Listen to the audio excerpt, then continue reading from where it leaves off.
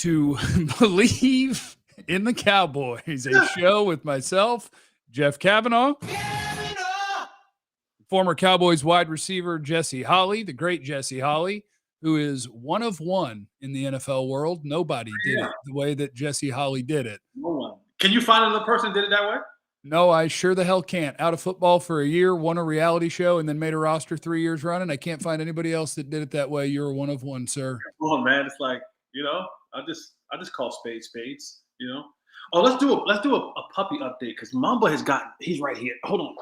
Come here. Hold on. Okay. All right. Here comes Mamba. If you're listening on audio, you're not going to see this, but wow. Yeah, Mamba is not a small dog anymore. Yeah. This is remember the last time we saw Mamba, he was a little pup. Now, not so much. Yeah, now he's about to be full-grown terrorist time of the dog world. Oh, he's kicking the desk. All right, let me put him down. Okay. Thanks, Jesse. Hey, our partners at BetOnline continue to be the number one source for all your betting needs and sports info. Find all the latest odds, news, and sports developments, including this year's basketball championship finals, the NHL hockey conference finals, MLB, latest fighting news, even next season's NFL futures. Head to the website or use your mobile device to sign up today. To receive your 50% welcome bonus on your first deposit, use the promo code Bleav, BLEAV, to get the bonus and get into the action. It's BetOnline where the game starts, where Jesse is betting the over on all of the NFC East teams except the Cowboys, because that's just a good way to do some hating on a Friday morning. And so I think that's what Jesse's doing. But here he is, everybody, Jesse Holley. What's going on? Before we get the show started, I do want to say this, and we can take like a quick left, and I promise we'll get back into the show. But I would be remiss if I did not give my good brother, Mary and Barbara, a heavenly happy birthday. Gone way too soon, turned 39. He will turn 39 today. And I do want to tell a quick good story. Most of you, if you haven't ever heard about the infamous $52,000 Papa Bros dinner. All right? That's the Dez dinner, right? Dez $52,000 dinner. Now, what most people don't know is how that dinner actually happened. Or I shouldn't say actually happened, of why that number got so high at that particular dinner. If you rewind, we go back. I'll take us back to before the draft, before Dez was drafted. Jason Garrett, who got a new gig, who will be moving up, we were in our offensive meeting room, right? Offensive team meeting. And it was right before the draft. We were going on a little break. And Jason Garrett tells the team, hey, guys, we're pretty much set offensively. We're going to really attack this draft defensively, try to get better defensively. Because remember, at that time, you're still talking about Marion Barber, Felix Jones, Tashard Choice, Miles Austin, Jason Witten, Roy Williams, Tony Romo. I mean, it's still a stacked offense. And they're like, hey, we're going to attack this defensive thing in the draft, and we're good. And I remember with the 24th overall pick, the Dallas Cowboys select. Yes. Dez Bryant. That's right. And we were all like, what? So fast forward to training camp. Now, we've all heard it. I've been a part of it. It's almost like a rite of passage for when you're a rookie, you are to come in, and after training camp, you'll see it all the time. You'll see pads and cleats and helmets littered across the practice field after practice. Well, who's that for? That is for the rookies to take into the locker room for the vets. It's been going on since football has been football. Well, except for Dez. Dez decided it ain't happening, bro. I respect Dez, whatever, right? It's cool. Well, it's the way that Dez went about it. He was supposed to be carrying Roy Williams' pad, and he said, I didn't come here to carry pads. I came here basically to take his job. Yep. Cool. And that didn't sit well with the veterans of the locker room. And Dez, they already felt like had some preferential treatment, the way that he was treated. And so Marion is quietly and methodically behind the scenes saying, you know what? Cool. He wants to do this. He wants to act this way. We'll have our moment in time. Oh, no. So you get to the point where the roster is kind of set, where guys are going to be, yada, yada, yada. The team is set. Now, you get to the restaurant. Every team does. Every team will have an offensive or defensive team dinner. So it's a rite of passage. Well, Mary is telling everybody, like, listen, y'all don't want to miss this. You do not want to miss this particular dinner. And I'm like, okay. And the way it goes is your first round picks covers majority of the bill. Then your second round pick, third round pick, fourth round pick, yada, yada, yada. They break it down, but the first round pick is the one who gets. And so Marion's like, be there. Everybody be there. And so 53-man roster. So he's like, look, I need 25, 26 people here. And Fat Boys are never going to miss a free meal. So the offensive linemen are there. You know, and again, you're talking about Marion, Tashard, myself, Brewer, Ma. I mean, everybody's there. I mean, it's packed. Every offensive player is there. Dez is late. Of course. Well, you know. Well, Marion is ordering the wildest things that you could ever order. I mean, magnum bottles of Cristal. And he's pouring them out in a flower pot in this private room at Papa Bros. Is Magnum the official title of that bottle, or is that your wording? I think it's size, Magnum. Okay. The size calls Magnum, but it's like the Magnum bottles, right? Yeah. Then Marion goes, what is the most expensive liquor you have in here? So the guy said, well, we have this thing called Louis XIII Rare Cask. And I'm like, what? He's like, how much is a shot? And he's like, $1,300 per shot. Yeah. Okay. Marion goes, bring the bottle. So the guy goes and he gets it on this illuminated cart. It's on this cart, and it's like, he has to put on white gloves. He hits a button, this thing that is in, it opens up, and the bottle comes forward. And he's like, how many shots do you think that's in the bottle? He's like, I don't know. He said, but like, the bottle, it was already some shots already taken out. He's like, but this bottle alone goes for $70,000. He's like, who wants a shot? So now, mind you, I don't drink, right? Yeah, but you also got a $1,300 shot. There's no way in hell I'm passing up a $1,300 shot of anything. Uh-huh. I want to say that, hey, I've taken one of the most expensive shots in the world. So I get, and I can't tell you if it's good or if it's bad or whatever, but I took a $1,300 shot. By the time that Dez actually got there, we're eating. I ordered 2 Wagyu, like, it looked like this big steaks. 1 to go. I got 1 to go. Me and a young lady had breakfast the next morning. He's having Wagyu breakfast tacos. With eggs, I had the prawn, these shrimp. I had like 7 of those. Yeah. And the bill got outrageous, but it all started because Marion had never forgotten the way that Dez was acting during training camp and waited the entire time till we got to the rookie team dinner. And that's how the bill got to $52,000. Now, story has it that Jerry, because Dez didn't pay it. Dez left. Not surprised. He left. He's like, I'm not paying this. He's upset. He's pissed. Word is that Jerry ended up coming back and paying the bill of the $52,000. But long live my good brother, Marion Barber. Happy birthday to him. But he was the orchestrator behind them. Probably, I think that might be the richest rookie dinner in NFL history. I don't think there's any other meal has gone 52 G's. Yeah, but that's also a standard Jerry Jones Tuesday dinner. So yeah, well, he covered it. But yeah, that all happened because my boy MB was like, okay, rookie doesn't want to do what he got to do. We'll tax him later on. All right, ladies and gentlemen, now we will get into your content for the week on the Bleav Cowboys show. Appreciate Kilgore in the super chat on YouTube. He said, my guys, I have a question for Holley. As a former receiver, can you tell when a guy has, quote, it?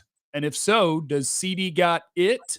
or even Tolbert. And I'm going to guess, Jesse, it's going to be a little early for you to tell me if Jalen Tolbert has it, because I don't know if you do the stupid things I do with the college season. Yeah, because college and NFL are two completely different things to me. I don't think CeeDee has it. I think CeeDee is really good. Oh, he's starting early. But he doesn't have it.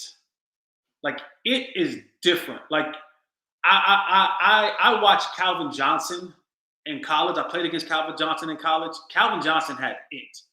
You look at guys like Jamar Chase, right? He has it. You can tell when certain guys have it. They have a different gear, a different level of confidence, a different just coof about him. I think CeeDee's really good. I don't think CeeDee has it. Like, I don't think CeeDee will be in that conversation of top 5 receivers in the league. Top 10, top 12, but top 5, those are the it guys. I'd like to thank a guy with the username of Booty Nasty on Twitch who said Jesse pours hater juice in his coffee every morning. I will say this, though. By the end of this year, that won't be a question. We will everyone will agree that he has it or that he doesn't, because when I tell you CeeDee Lamb is getting 150 targets this year, we are going to find out, and he is going to have a big year. But hey, it is subjective. Holley is not going. It is not subjective. It's not subjective. It's not. It's because when you talk about the it guys, you talk about the guys, the Devontae Adams, right? You talk about guys like that. Like, that's the it factor. Like, you know, there's a separation of, like, and I'll bring Calvin Johnson names up again, because to me, like, he's the most recent that I played with. That I was just like, he was 6'5" and ran a 4.3. Yeah, he had it. I'm just saying, like, that there's a difference between being he's a great player. He's a really, really good player. But the it guys, they have a level of separation where you just like, I know where I'm going with this, and that's just what it is. Like, you can't. Okay, going into this season, and I don't think there's a wrong answer to this, but you probably will. I'm just thinking of the NFC East. I'm going to give you the names A.J. Brown, CeeDee Lamb, Terry McLaurin. Put them in order.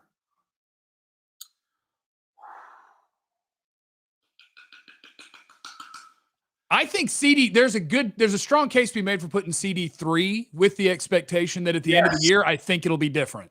Okay, all right. Then, because my first thought is, I love Terry McLaurin.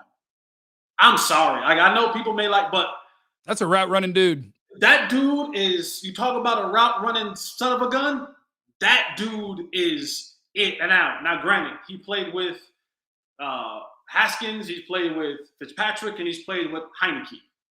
And he's still, like, doing his thing when he's not, but I would go Terry 1A, AJ 1B, CeeDee 2. See, look at oh my God. Hey, in the chat, let me know what you think about Jesse's opinions today. Like Mike, who said Jesse equals Dan Orlovsky. I season my food. That's true. That is true.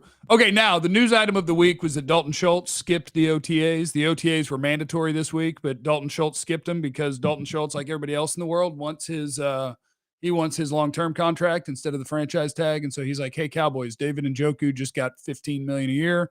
You tagged me. You must think I'm really good. Where is my money?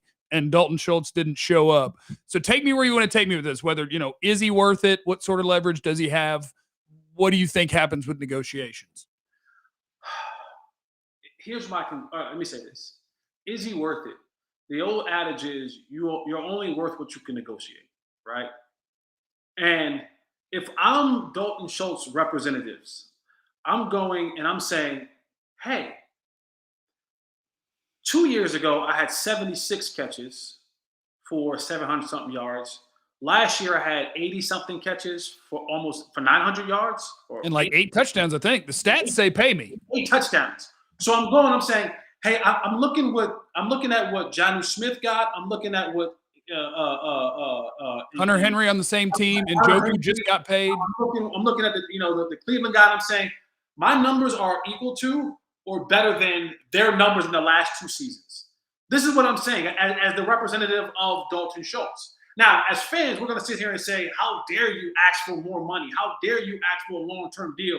You're not a part of the it group of where we're talking about pass catchers for the Dallas Cowboys. What he is, though, is the security and safety blanket for your $40 million quarterback. That's fact. You don't get that many targets, so without being a favorite of your quarterback, and your name is not Travis Kelce or Rob Gronkowski or any of that name. Can I interject for a second? Do you wish that wasn't his security blanket and part of your brain? Yes, I do. I wish that. You wish that he would be like, where's CeeDee? CeeDee, where is Coop last year? Coop, where is four other guys that like that number, like 80 something? He got 80 something catches, which means he got over 100 targets. Yeah, Dalton Schultz had, where are my targets? He had 78 catches on 104 targets. Right. So a lot of targets. It's a lot of targets for a guy who gets your Jason Witten type numbers, right? Your 8 yards and fall. Like, it's not like a bunch of yak yards, and he's not turning up the field and is like Travis. Well, he was 10 a catch. He wasn't as bad as geriatric Witten. But he also, to your point, not Kittle, Kelce, Mark Andrews, the Wookiees. He ain't a Wookiee. That is my represent. Like, if I'm a represent. Excuse me. That's what I'm saying. That's what I'm saying to the Cowboys. Now, here's the part that upsets me about the Cowboys, because I feel like they're getting ready to fumble the bag again. And you go back to the Dak Prescott contract when you could have got Dak for $25 million a year. Yep. You could have got Dak for $32 million a year. Yep. And you waited and you waited and you waited, and now it cost you $40. Tank, same. You fumbled the bag with Zeke. Yep. Zeke got 2 years left on this deal. You should have said, listen, son, you'll play here or you won't play at all. Yep. Could have saved yourself some money and could save yourself a situation that you're in now. And I think what this situation is, if the numbers continue to trend, especially when you've taken a guy off of your roster who commanded at least another 80 to 90 targets in Amari Cooper, your relatively second receiver will miss 3 games. Oh, yeah, and the Jalen Smith contract. We won't forget it. I'm sorry. Thank you, Zoltan. Well, and they fumbled Tank, too, where they kept waiting, and they thought they were going to win a negotiation. He was like, how about I don't have surgery till you pay me? And they were like, damn it. And then they fumbled that. So now I'm taking Amari Cooper, who is going to get you 90 to 100 targets, right? He's gone. My other second receiver will miss 3 games. So now that's 25 targets. That's 25, right? So now I'm lining up CeeDee, a rookie, and a journeyman. And you've already been my security blanket. So now that number is going to increase. So now he'll go from 63 to 78 to 95 catches. And he might touch 1,000 yards. And he might have 6 to 8 touchdowns. You know what you just gotten yourself now, the Cowboys? Into a situation. Because either you're going to let him walk. I believe they are. For nothing. Well, for a comp pick. Okay. Or if there's a level of success and you can kind of put that into the Dalton Schultz, Dak Prescott tandem, now you're going to have to overpay for him next year. Because someone else will come up and that number will increase. And now instead of it being $11, $12 million, it'll be $17 million. Yeah. And he just doesn't seem like I like Dalton Schultz. He catches a lot of crap because he's not one of the Wookiee tight ends, but dude does his job. He blocks better than people think. He catches it when you throw it to him. He gets yards. 10 yards a catch is good for a tight end. Like, Dalton Schultz does his job and he does it well, but I'm not paying a tight end unless he's Kittle, Kelce, Andrews. Like, I'm paying the freaks. And I think that's their plan. And I think that's why he's holding out at the one time he can when it's voluntary, and he'll be there when it's mandatory, or he'll lose 50 grand every day. Because I think he sees the writing on the wall. Like, you tagged me, but we're not really even negotiating. You drafted a tight end in the 4th round that a year from now is going to take my job. I think that's their plan. Now, maybe Jake Ferguson can't play. And maybe you end up back at the table and go, oh, crap, we did it again. We got to give Schultz 4 years and 17, 34, 4 years, $68 million. They might end up there. They might. Bleav said, by the way, Devontae Adams wasn't a dude early in his career. He grew into it. Yeah, Jesse just hating on CeeDee. But I'm sorry, what were you saying, Jesse? So CeeDee's going to grow into it? He is growing into it. CeeDee went 900, 1,100 in his first 2 years. Chill out, Jesse. Listen, I want him to be successful. 1,400 this year. Yep. So now if you want to bet a steak dinner on it, I'll drop it to 1,340. But I think 1,400. Now this is where I love this, and I do this to my great followers of Twitter. When people come out and they say some stuff, and I'm like, that might be a little bit erroneous. If you give me 13, I'll bet a steak dinner on it. At 14, I just think it'll happen, but I'm not going to put a steak dinner on it. I'll take a steak dinner on that. On 1,300? 1,300. Let's go. I'll take a steak dinner on that. And all there's no contingencies. If he gets hurt, he gets hurt. That's all. That's it. Fine. There's no contingency. I mean, that's cheating on your part, but that's fine. How is that cheating? Because then you'll say, well, he got hurt, or if Dak gets hurt. If Dak gets hurt, no, Dak getting hurt doesn't affect it. Oh. But CeeDee missing more than 2 games affects it. No. What a jerk. No. All right. Fine. I'm in. They get it on 1,300. Fine. I'm in. Done. Oh. Done. 53,000 bill coming up, baby. No, okay. Let me rephrase. Steak dinner where your personal bill cannot exceed $120. Where are we going? Chili's? 150. You can get the steak, your beverage, and 2 sides. Jeff, the steak at like Albernays or neighborhood Sam's, like the steaks are $75. Yeah. Yeah, and then you get your 2 sides that are about 15, 20 a piece, and you're good. You don't drink, so I'm gonna be safe. Okay. Be safe. Okay, next thing. I want to shout out my guy Jay Tuck, who he does Cowboys YouTube stuff, and I saw him on Twitter because this is going to go to another receiver on this team.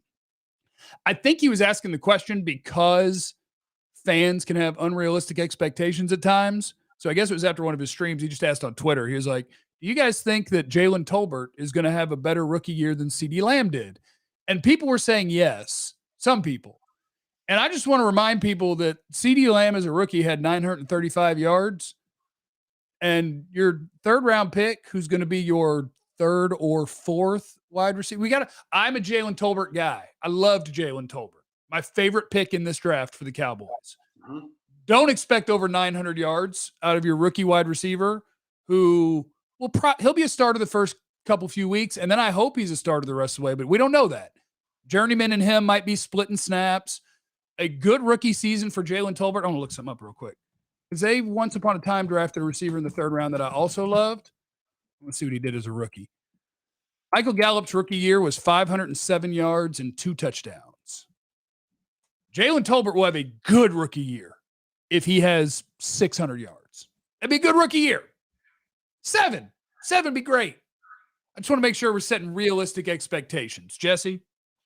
Yeah, no, I agree with you 100%. This is the one time I'm with you on all the way. And there's a ton of glaring factors that play into this. Like it really is. The league is on to Kellen Moore, without a shadow of a doubt. They're on to it. Holly, why you hating? Holly, why you hating? And then they're going to say you're going to have to throw. We don't believe that Zeke can beat us anymore by himself. So you're going to have to throw in 7 to 8 guys in coverage. Hence why Dalton Schultz will have. Dalton's going to have 100 catches. 100%. And so, that's the thing that they're going to have to figure out. The thing they have to figure out is, look, a lot of times, no matter what the sport, if a defense dictates to you that you can't do X, Y, and Z, then sometimes you have to do what they're letting you do. But my challenge to guys like Dak and Kellen is, look, if teams really think they can drop 7, play the run with 4, and that you won't take shots and let people make plays, at some point you got to. At some point you just got to say, look, my guy's going to have to be better than your guy because we are not going to make a living running up the middle and throwing to the tight end. And that goes back to our original conversation about the it guy. Because if you're saying that CeeDee is it or he has it, then to your point, that's when those plays have to be made. Yep. Because they do it to Jamar Chase. They do it to Devontae Adams. They do it to guys, to the it guys. Yep. They say, oh, double cover? No problem. I'm throwing it up. Right? Like, oh, Calvin, Randy Moss. Oh, okay. No, I'm throwing it up. So if he's the it guy, if he has it, if you're saying that CeeDee has it, and then we on the same conversation, we're saying that the Cowboys are going to have to find a new way to play football in 7 and 8 man dropping coverages, then CeeDee has to show up and be it. He can't have the drops. He can't have the lack of concentration. He can't have those miscues when the ball comes to him. Because if you're going to get over 100 targets in a season and be that guy, the only way you're going to get defenses to now break their tendencies of saying, we don't believe Dak can beat his reading coverages, is your it guy is going to have to go up there and be ballsy and just be an all-out dog and go get the football in double coverage, sometimes even triple coverage. Right after Dalton Schultz catches his 14th pass that week for 91 yards, you put it up top for CeeDee. They better be able to block. They better block better than they did the second half of the year. Because I tell you what, if you can't run the damn football against 4 people, I'm going to lose my mind. And this is a thing that, and again, I know people are going to call me hater, but this is hater. This football roster is not better than the one that started last year. It isn't. No. You are banking on the fact that your quarterback is not banged up anymore, and that's going to make your team better. The end. You're banking on a lot of things. You're banking on Tyron Smith not missing a game. You're banking on that Terrence Steele balling. Steele balling, and this is that pivotal year for him, right? Because the first time he got out there, he was trash. Then he said, you know what? I'm going back into the lab and I'm getting better. And he's better. Now this is that pivotal year of, son, which way you going? Either you're going to be a really good player for us and a stable in our offensive line, or you're going to be trash and we'll be looking for another swing tackle or right tackle in the future.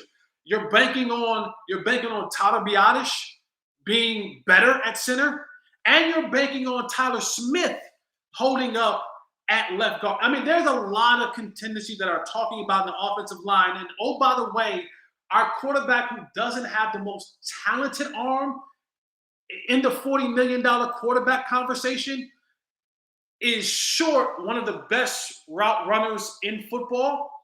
So I'm going to need a little bit more time for this rookie to figure out what's happening, for my other guys to figure out what's happening, and for CeeDee to be the it guy. Like that, all those things are real when you're talking about this team being able to be a successful, high-octane offense. And we ran through the schedule when it came out and picked them to win 11 or 12 games, baby. Well, was that before the draft? That was before the draft. I don't remember when the schedule came out. I think it was after the draft. No, because it was on this show. We started the show right before the draft, didn't we? Right before the draft. No, I think it was right after night 1 of the draft. I think we were talking about day 2 and day 3. Yeah. It was after they. I think a lot of our 11 wins was because we were like, oh yeah, well they'll get 6 in the division. So yeah, their schedule is not too tough. Allegedly, you don't know what these teams are going to be. All right. Anything else before we get out of here, Jesse Holley? I'm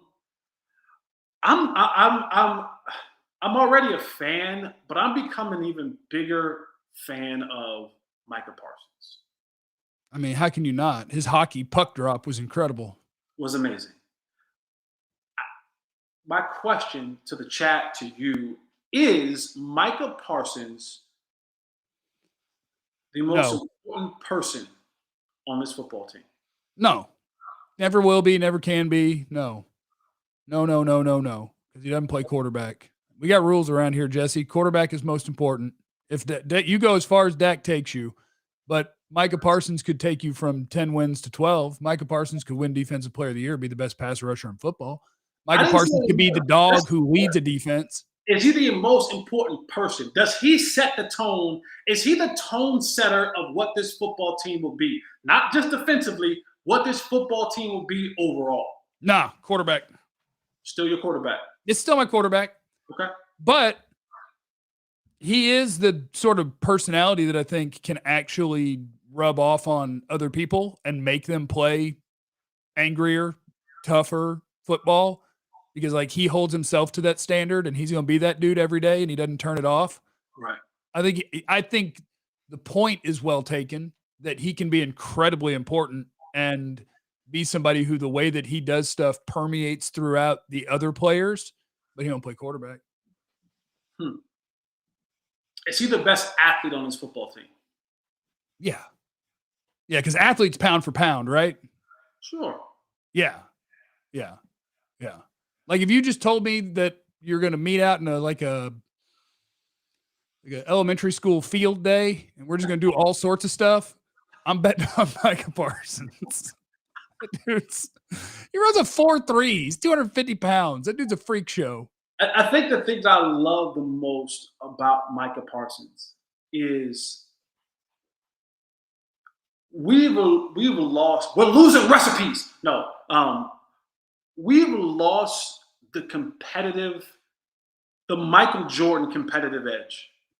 I think sometimes in sports with this younger generation. Yes, I'm being the old man on the lawn. I don't care.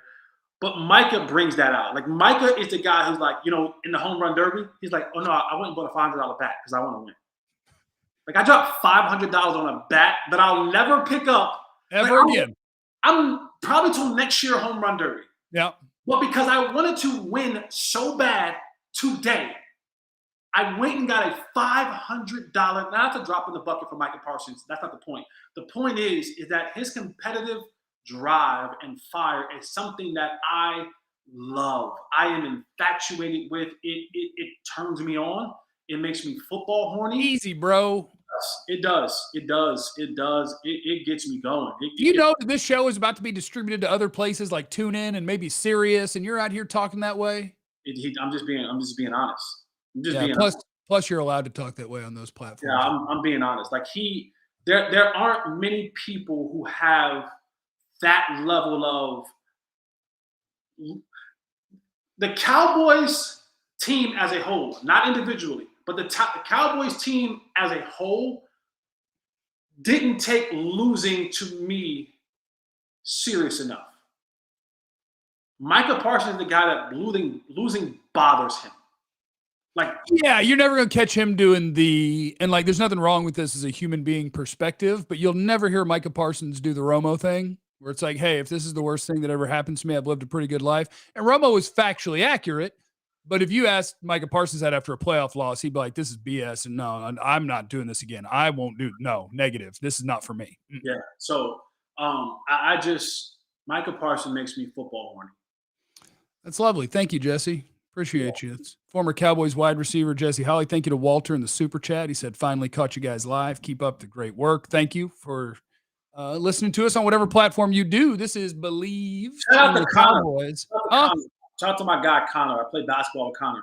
He loves you. He's a huge fan of yours. We played basketball together. He's a hell of an athlete. He said he used to cook you on flag football. He used to cook you. Okay, first of all, Connor, appreciate you, love you. I bet great guy. No one in the history of my flag football career ever cooked me. Maybe on the tail end, or successfully covered me ever, except for the tail end after the 9th surgery. All right, that's Bleav in the Cowboys, presented by Bet Online. He's former Cowboys wide receiver Jesse Holley. I am Jeff Cavanaugh. We appreciate you guys. Remember, you have no idea what anybody's going through, so be cool to